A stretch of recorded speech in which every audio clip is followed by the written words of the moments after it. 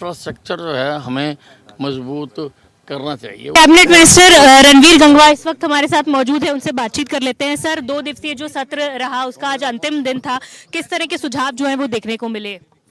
2 दिन की बहुत ही सार्थक चर्चा रही है और सारे पक्ष के विपक्ष के सारे विधायक यहाँ आए, उन्होंने अपने अपने सुझाव दिए हैं। जैसे माननीय मुख्यमंत्री महोदय ने पहले भी पूरे प्रदेश के अंदर घूम करके, चाहे किसानों से, चार्टेड अकाउंटेंट्स से और वैज्ञानिकों से, डॉक्टर्स से, सबसे सुझाव मांगे ताकि जो अच्छे सुझाव उनको शामिल करके हरियाणा के जो डेवलपमेंट की स्पीड है, जो और तेज़ गति से डेवलपमेंट हो सके।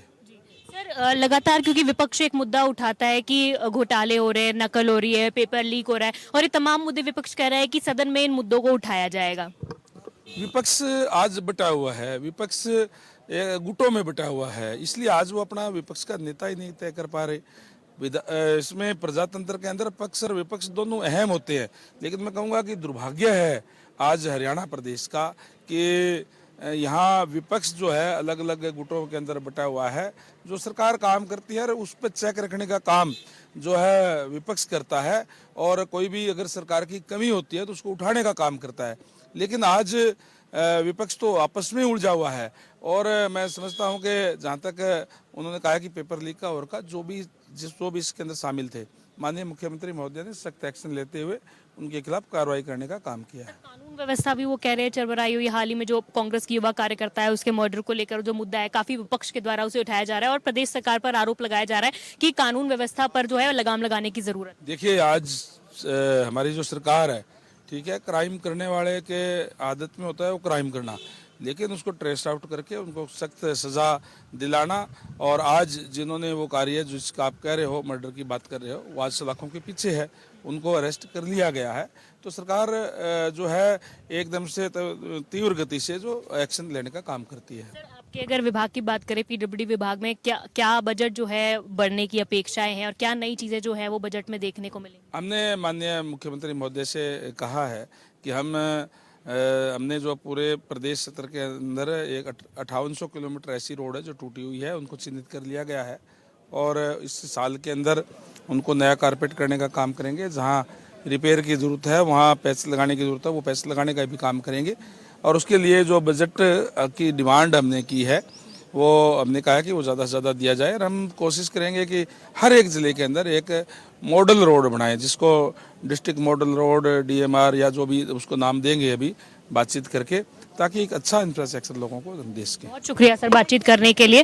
तो पीडब्ल्यू मिनिस्टर रणवीर गंगवा बातचीत कर रहे थे, जिन्होंने बताया कि उनके विभाग को लेकर रोड्स के पैचवर्क को लेकर भी कई सारा जो बजट है उसको लेकर मुख्यमंत्री से कहा गया है। वहीं उन्होंने बताया कि विपक्ष गुटों में बटा हुआ है, वो कई मुद्दों को उठा रहा है, लेकिन सरकार चाहे कानून व्यवस्था हो, चाहे पेपर लीक का मामला हो, सभी में एक समय से कार्रवाई कर रही है और एक अच्छा माहौल जो है प्रदेश में बनाने का प्रयास कर रही है। कैमरा पर्सन अमित के साथ Sakshi Sharma, India news Haryana, Panchkula. Pre budget चर्चा का आज अंतिम दिन था।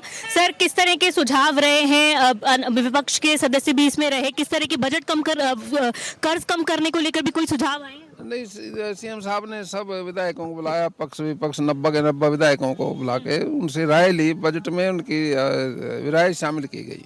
जी हाँ सर, लीडर ऑफ अपोजिशन का चयन अब तक नहीं हुआ है, क्या लगता है कि सदन में कमी खलेगी एक मजबूत विपक्ष की? देखिए, विपक्ष की भूमिका तो होनी चाहिए और अच्छी होनी चाहिए। विपक्ष मजबूत भी होना चाहिए और भूमिका भी मजबूत होनी चाहिए, तभी विपक्ष को का एक बड़ी भूमिका होती है, उन्हें निभानी चाहिए वो।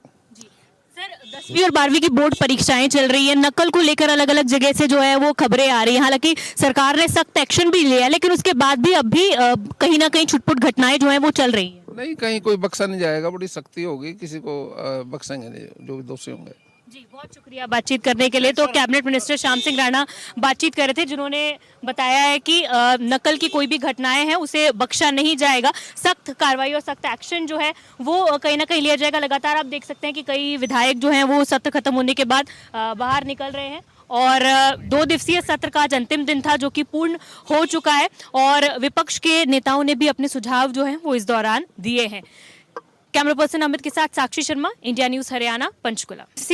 प्री बजट परामर्श चर्चा जो मुख्यमंत्री ने सभी विधायकों के साथ बुलाई थी, उसका आज दूसरा और अंतिम दिन था। किस तरह की चर्चा पहले और दूसरे दिन में रही है, क्योंकि कई अलग अलग सत्र इसमें रहे हैं।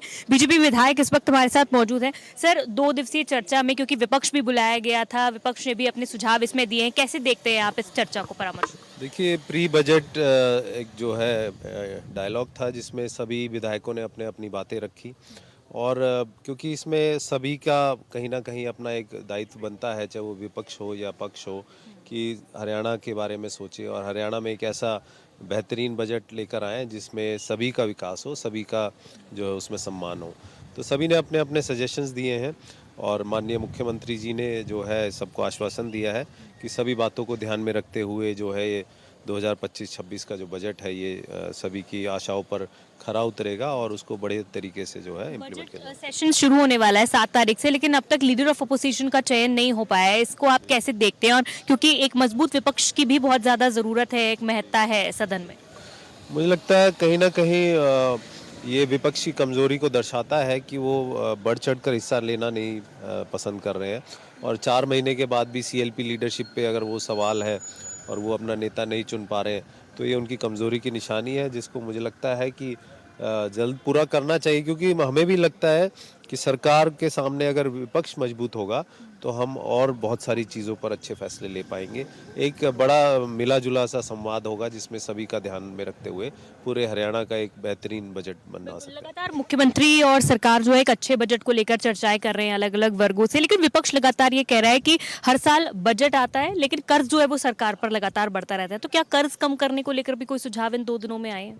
देखिए, कर्ज मुझे लगता है कोई भी जो डेवलपिंग इकोनॉमीज हैं, डेवलप्ड कंट्रीज हैं, कर्ज लेना कोई बुरी बात नहीं है, लेकिन कर्ज को अगर आप सही टाइम से रूटीन में आप दे रहे हैं तो वो एक बहुत बड़ी बात है। और मुझे लगता है हरियाणा सरकार हमेशा अपने जितने भी कर्ज है उसमें ज़्यादा से ज़्यादा ही रीपेमेंट करती है, और क्योंकि काम इतने हो रहे, विकास इतना हो रहा है, तो उसके लिए अगर कहीं ना कहीं कर्ज इस तरह से लेना ही पड़े तो उसमें मुझे लगता नहीं कोई ऐसी बुराई की बात है। उसमें अच्छा ही है कि डेवलपमेंट ज़्यादा हो रही है उसके हिसाब से। बहुत शुक्रिया बातचीत करने के लिए। तो 2 दिवसीय इस परामर्श सत्र में कर्ज कम करने को लेकर भी सुझाव आए, और इसी के साथ साथ एक अच्छी पहल है। विधायकों का ये मानना है कि उन्हें बोलने का भी मौका मिला है, वहीं विधायकों को एक मजबूत विपक्ष की कमी भी सदन में खल रही है। कैमरा पर्सन अमित के साथ साक्षी शर्मा, इंडिया न्यूज हरियाणा। चलिए बढ़ते खबरों में।